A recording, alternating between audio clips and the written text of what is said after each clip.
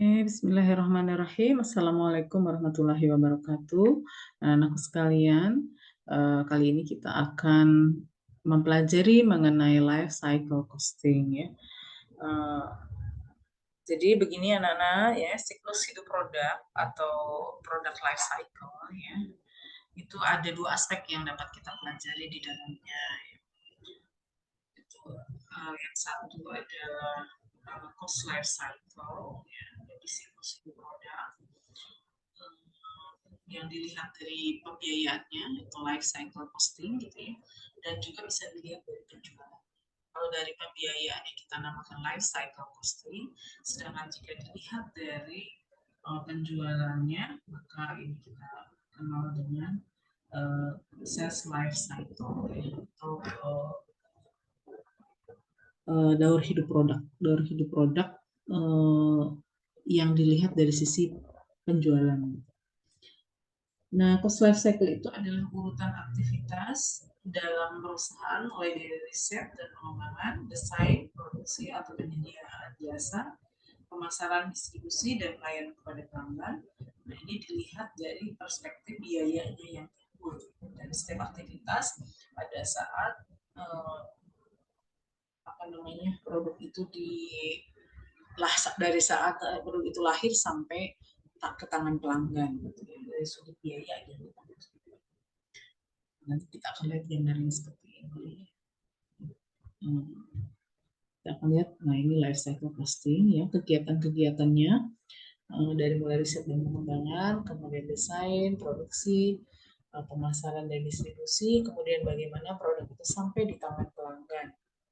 Nah, ini ada dibagi menjadi ada biaya-biaya yang terkait dengan hulu dan biaya-biaya yang terkait dengan hilir.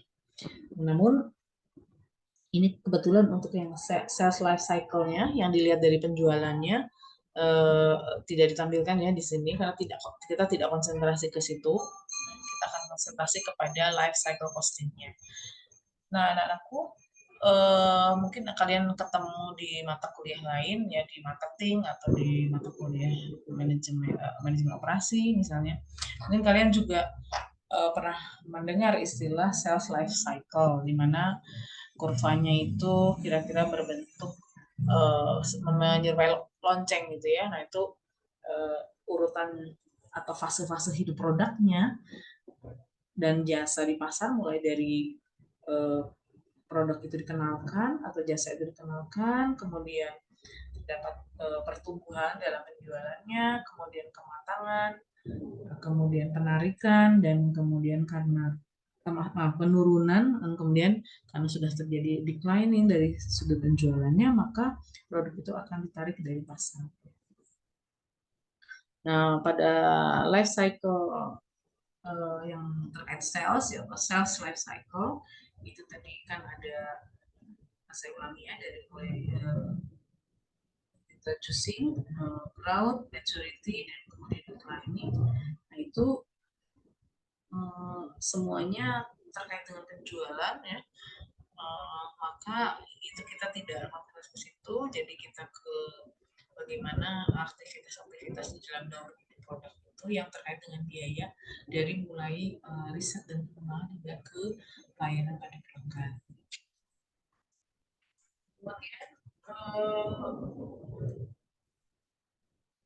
saat kita menganalisis life cycle ini ada beberapa metode yang dilakukan, yaitu dengan kita beberapa mengenal yaitu target costing ya, alat analisisnya, dan kemudian satu lagi adalah teori kendala atau TOC ini ya, atau theory of constraints. Nah, kita tidak ke target costing ya karena keterbatasan waktu, kita ke TOC saja, salah satu alat analisisnya akan kita pelajari saat ini.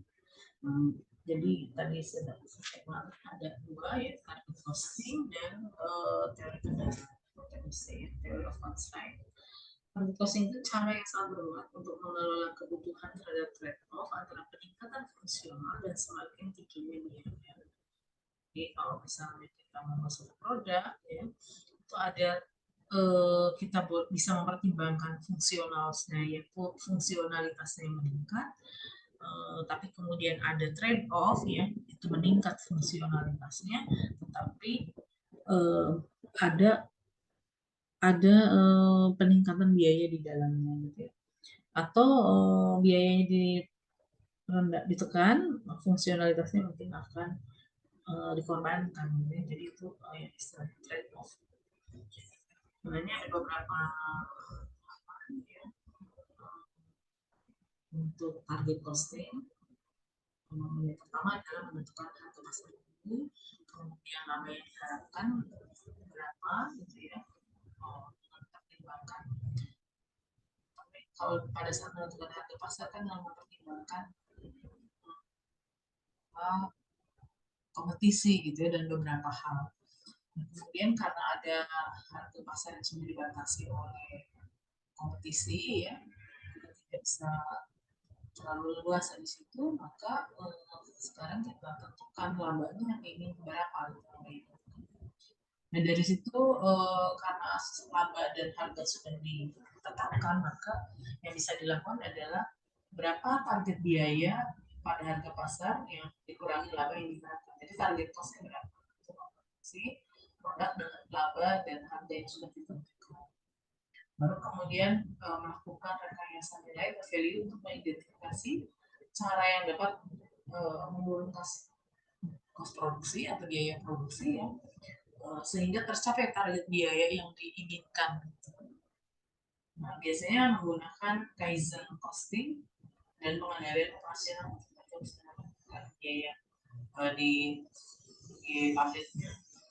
Ada metode Kaizen ya, supaya betul efisien gitu, dan tercapai laba ini itu yang sudah ditetapkan. Karena di situ kita di harga tetap gitu selalu luas untuk menaikkan dan menurunkan karena ada kompetisi. Sehingga ada beberapa metode, salah satunya adalah PSI, operasional. Yang kedua, untuk mengelola biaya pada saat daur hidup produknya itu ada satu lagi yang kita kenal dengan TOC ya, yang katanya apa ini singkatan dari Theory of Constraint. Nah, teori ini fokusnya adalah pada aktivitas produksi atau pabrik gitu ya, pemanufakturan. Teori dikembangkan oleh Gottlieb dan Cox ya, untuk membantu para manajer meningkatkan profitabilitas perusahaan secara agregat, secara keseluruhannya. Jadi fokusnya itu agar manajer melihat kendala atau pemborosan mana yang menjadi kendala sehingga proses produksi menjadi lambat gitu. Jadi mana yang menjadi kendala itu yang menjadikan fokus. Yang gagasan utamanya itu supaya memaksimumkan tingkat output produksi secara keseluruhan atau disebut dengan throughput perusahaan. Jadi perusahaan itu dimaksimumkan. Sebelumnya kalian sudah belajar mengenai MEC, MEC yang cara perhitungan untuk throughputnya salah satu. Throughput ini definisinya, kalau definisinya adalah penjualan dikurangi biaya bahan langsung yang meliputi pembelian komponen dan biaya. Nah, arahnya itu kemana teori kendala itu? Ini arahnya adalah pada kecepatan bahan baku dan komponen yang dibeli diproses menjadi produk akhir dan diserahkan kepada pelanggan. TUC ini menekankan pembayaran throughput dengan cara mengubah atau menurunkan pemborosan dalam proses produksi yang memperlambat tingkat output yang dihasilkan.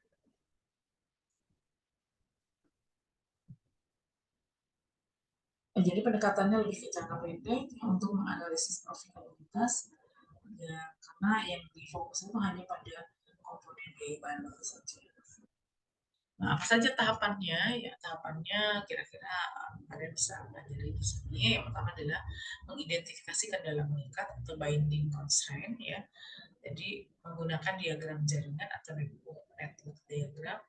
Nah, kendala mengikat ini, the binding constraint ini merupakan sumber daya yang membatasi produksi sampai di bawah permintaan pasar. Kita fokusnya kepada mana di antara sumber daya atau kapasitas produksi ya, yang aktivitas yang menjadi kendala dari satu produksi. Ke situ fokusnya. Dan kemudian itu diidentifikasi dulu, kemudian menentukan pemanfaatan kendala mengikat yang paling efisien, ya. Kemudian mengelola aliran dalam kendala mengikat, meningkatkan kapasitas pada sumber daya yang terbatas, ya, dengan melakukan investasi untuk menambah kapasitas. Jika hal tersebut akan meningkatkan produk dalam tingkat yang lebih besar daripada biaya yang dikeluarkan untuk investasi. Kemudian yang kelima adalah merancang ulang proses pemanufaktur untuk fleksibilitas dan throughput yang semakin cepat. Kita akan langsung ke kasusnya aja ya. Ini ilustrasinya ya. Ada nanti bagaimana menggunakan kendala mengikat untuk melihat untuk melihat berapa sih yang paling profitabilitasnya paling tinggi ya untuk melakukan perencanaan produksi. Ini contohnya atau ilustrasinya adalah sebuah industri logam yang memproduksi suku cadang A yang digunakan pada perusahaan mobil. 3 jenis proses yang dilakukan untuk memproduksi suku cadang atau drilling, inserting, dan packaging. Jadi ada 3 proses ya yang dilakukan untuk produksi suku cadang A ini. Setiap proses dilakukan pada lokasi kerja yang terpisah dan masing-masing punya karakteristik kinerja, di mana fungsi drilling mampu mengebor sebanyak 30.000 per jam, ya, jadi 30.000 per jam bisa dibor, ya, dilakukan pengeboran, aktivitas pengeboran. Inserting itu bisa melahirkan atau membuat ya 3.000 suku cadang setiap 5 menit. Kalau inserting itu 3.000 suku cadang per 5 menit. Sedangkan packaging dapat mengemas 10.000 suku cadang per setengah jam. Ini contoh soal seperti ini. Nah, sekarang identifikasi dulu mana yang merupakan kendala mengikatnya atau binding constraint. Berarti binding constraint yang paling menghambat gitu ya, menjadi kendala. Jadi memaksimumkan produksi ya, itu adalah target dari perusahaan, tetapi di dalam memaksimumkan produksi itu ada kendala yang mengikatnya gitu ya, sehingga tetapi kendala itu untuk melihat berapa sih sebenarnya profit yang paling optimal gitu, yang bisa didapat dari keadaan seperti ini, dari kendala-kendala seperti ini. Ini kan kendalanya kalau kita mau produksi tinggi-tingginya, ingin produk profitnya juga setinggi-tingginya, tetapi yang paling ideal dengan kendala-kendala fungsi drilling sebanyak ini, inserting kemampuannya sekian, packaging kemampuan sekian, itu mana yang paling optimal untuk mencapai profit paling tinggi gitu ya di antara semua rencana. Nah, ini yang mana gitu. Jadi kita harus identifikasi dulu kendala mengingatnya yang mana. Ya. Ini caranya adalah kita akan hitung dulu ya masing-masing. Seperti ini cara menghitungnya ya.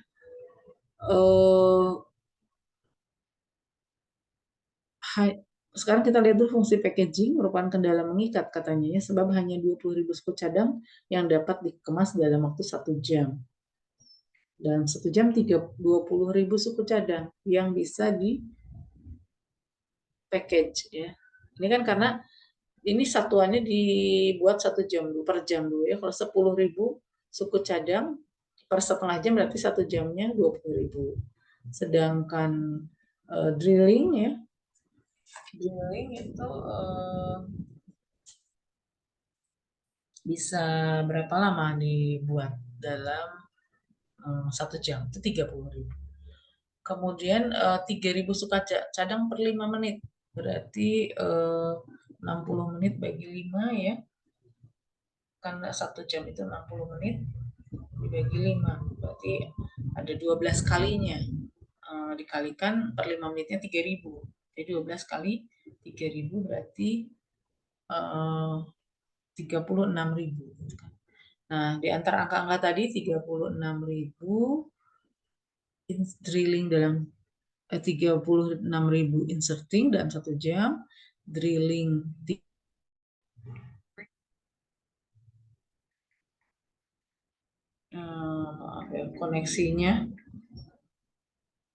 koneksinya tadi terputus ya, koneksinya tadi terputus, jadi mudah-mudahan kita lanjut lagi ya, mudah-mudahan masih nyambung.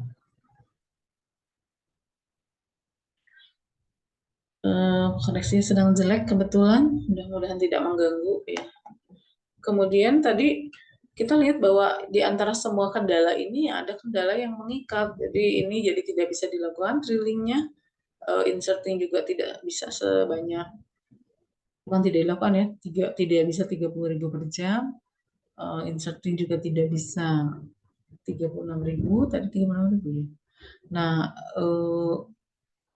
packaging juga tidak bisa, packaging merupakan fungsi kendala karena hanya bisa 20.000 dibanding yang lain, dia yang paling minimal, paling minim, sehingga packaging ini yang menjadi menjadi kendala, menjadi binding constraint gitu ya, kendala yang mengikat. Sekarang berapa unit suku cadang A yang dapat diproduksi dalam 1 minggu? Nah, 1 minggu itu berapa jam kerja? Ya kita asumsikan menghabiskan waktu 40 jam. Jadi dalam 1 minggu bisa diproduksi 20.000 unit per jam dikali 40 jam gitu ya. Berarti 800.000 suku cadang per minggu. Nah, ini adalah perencanaan yang paling optimal, tidak bisa lebih dari ini. Nah, dari sini kita bisa lihat mana yang menjadi constraint-nya, itu yang akan mungkin kalau ingin ditingkatkan di sini kita lihat bahwa packaging-nya ini harus diperbaiki gitu ya. Nah, kemudian ini ilustrasi yang kedua ya. PT Malika memproduksi dan menjual 3 macam produk ABC ke negara-negara tetangga. Data berikut berkaitan dengan ketiga produk tersebut. Permintaan dalam unit untuk A ya 120, B 110, C 100, harga jualnya $100, $120 dan $105. Biaya bahan baku per unitnya $50, $60 dan $60. Tenaga langsung dalam menit per unitnya 12 menit per unit, 17 menit per unit dan 7 menit per unit. Ini kebutuhan waktu yang dibutuhkan untuk membuat 1 unit, menit-menit yang dibutuhkan untuk membuat 1 unit produk masing-masing ABC. Nah, hitunglah kontribusi per menit tenaga langsung untuk masing-masing produk. Untuk kontribusinya, nah ini ada rumus-rumusnya, kalian bisa lihat, di mana margin adalah harga jual dikurangi biaya bahan baku, kontribusi per unitnya berapa margin yang dihasilkan oleh setiap unit atau margin per unit. Barulah kita hitung kontribusi per unit per menit. Nah, ini margin yang dihasilkan dalam setiap menit. Cara menghitungnya adalah kontribusi per unit dibagi menit yang dibutuhkan tenaga langsung untuk menjadikan 1 unit produk. Nah, cara mencari komposisi terbaik bagaimana? Urutkan prioritas produk mana yang akan dipenuhi seluruh permintaannya berdasarkan kontribusi unit per menit. Tentukan berapa menit tersedia per hari. Ya. Jadi ini kontribusi per unit per menitnya dulu tentukan atau urutkan ya prioritasnya. Kemudian tentukan berapa menit tersedia per hari untuk unit produk. Kemudian habiskan menit tersedia per hari untuk unit produk berdasarkan prioritas. Jadi harus dilihat prioritasnya dengan melihat kontribusinya. Ini contohnya di produk A, kan tadi kontribusi adalah harga jual dikurangi biaya. Harga jual dikurangi biaya bahan baku. Kita lihat harga jualnya misalnya untuk A adalah $100, biaya bahan baku per unitnya adalah $50. Maka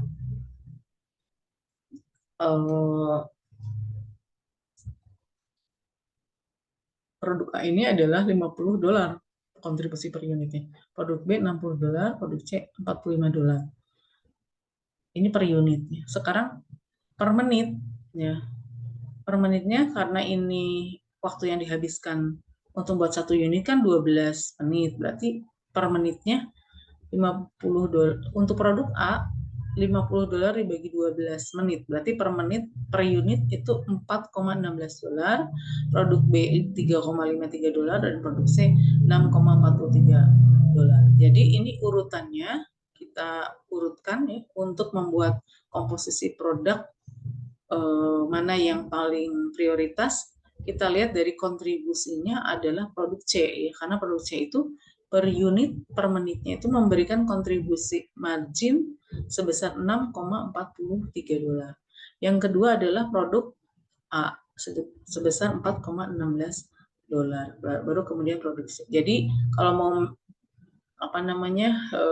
memaksimumkan profit, kalau di berdasarkan marginnya itu harus dibuat dulu, dipenuhi yang memberikan margin kontribusi terbesar, yaitu produk C. Baru kemudian produk A, dan baru kemudian produk B. Nah, jadi yang akan kita produksi bagaimana ya? Nah, untuk keputusan komposisi produk dengan kendala mengikat, yaitu jumlah menit yang tersedia per hari sebanyak 2.200 menit akan didistribusikan untuk 3 produk. Nah, ini kan ada 2.200 menit. Bagaimana distribusinya gitu ya. Nah, ini kita kan tadi sudah utamakan atau prioritaskan dulu yang produk C ya. Produk C itu pesanannya kita maksimumkan semua pesanannya dipenuhi. Produk C berapa pesanannya? 100 ya permintaannya. Jadi karena dia yang paling prioritas, paling menguntungkan, maka produk A ini 100 kali 7 menit. Berarti dia menghabiskan waktu 700 menit. Kemudian produk A ya yang memberikan kontribusi $4,16 per unit per menit. Maka pesanannya 120 ya dikali 12 menit itu hasilnya ada 1.440 menit. Nah, waktu yang tersedia kan 2.200 menit. Nah, ini tinggal dikurangi aja sisanya untuk produk B karena dia terakhir ya, prioritas terakhir untuk diproduksi atau dipenuhi pesanannya tanpa melihat berapa pesanannya gitu ya. Kecuali kalau pesanannya di bawah ini ya, di bawah sisa waktu ini silakan. Tetapi ini kita lihat dulu sisa waktunya 60 menit, berarti waktu yang dibutuhkan untuk memproduksi produk B itu adalah 17 menit, makanya 60 dibagi 17 sama dengan 3 unit. Ini sudah dibulatkan. Berarti komposisi produk terbaik yang akan kita penuhi pesanannya adalah produk A sebesar 120 unit ya, ini 120 unit semuanya akan kita penuhi. Produk C dari C dulu ya 100 unit, A juga akan dipenuhi semua, baru sisanya waktu yang tersedia untuk memenuhi pesanan produk B sebesar 3 unit saja ya, tidak dipenuhi semua. Nah, ini adalah pilihan-pilihan yang bisa dibuat ya untuk memenuhi pesanan dengan cara yang paling maksimum profitnya. Nah, ini juga kalian bisa pelajari ya yang ilustrasi berikutnya. PT Atika menyajikan data pendapatan dan biaya dua jenis produk. Katakanlah produk itu kita namakan TM200 ya untuk pasar komersial dan TM800 untuk pelanggan industrial. Kedua produk diharapkan punya siklus hidup selama 3 tahun. Kita prediksi bahwa dia katakanlah punya siklus hidupnya 3 tahun. Nah, ini adalah laporan laba ruginya ya, laporan ya laba rugi di selama 3 tahun untuk produk TM200 dan ini adalah laporan laba rugi untuk TM800 selama 3 tahun ya. Nah, pertanyaannya ini ya. Nah, ini bisa kalian lihat ya di penyelesaiannya. Penyelesaiannya ini bisa kalian baca ya. Kemudian ini adalah laporan rugi laba selama siklus hidup produk yaitu selama 3 tahun setelah diringkas ya di total gitu biayanya dan pendapatannya, maka labanya secara agregat atau secara keseluruhan ada seperti ini ya. Nah, kemudian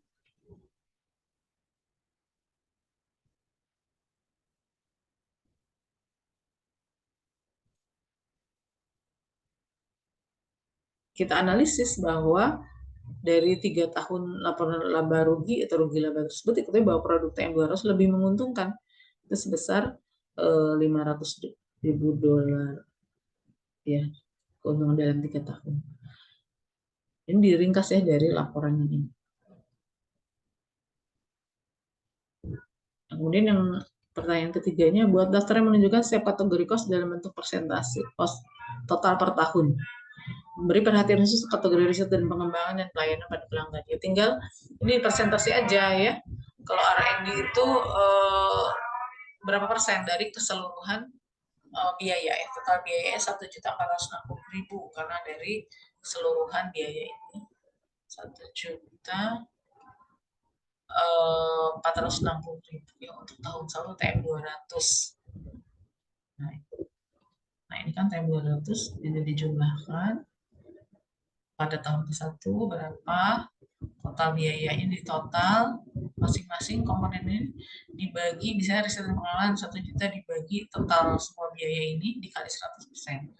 Prototype, biaya prototype 300.000 dibagi seluruh biaya ini dikali 100% dan seterusnya. Semua ini semua dibuat persentasenya ya.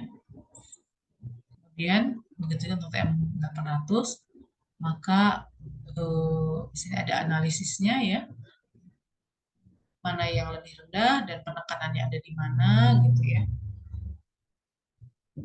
ada di mana gitu penekanannya, karena ini mana biaya yang paling, kalau dia minta kan pelayanan pada pelanggan, bagaimana analisisnya ya, narasi seperti ini kalian bisa baca sendiri ya.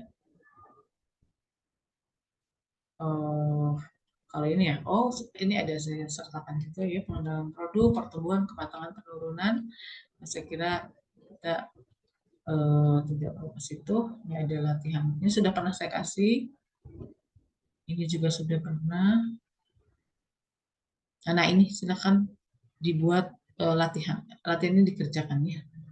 Demikian ya, mudah-mudahan bisa dipahami. Kalau tidak ada yang tidak dimengerti, silakan di chat lewat WA. Kita diskusi juga. Sekian, assalamualaikum warahmatullahi wabarakatuh.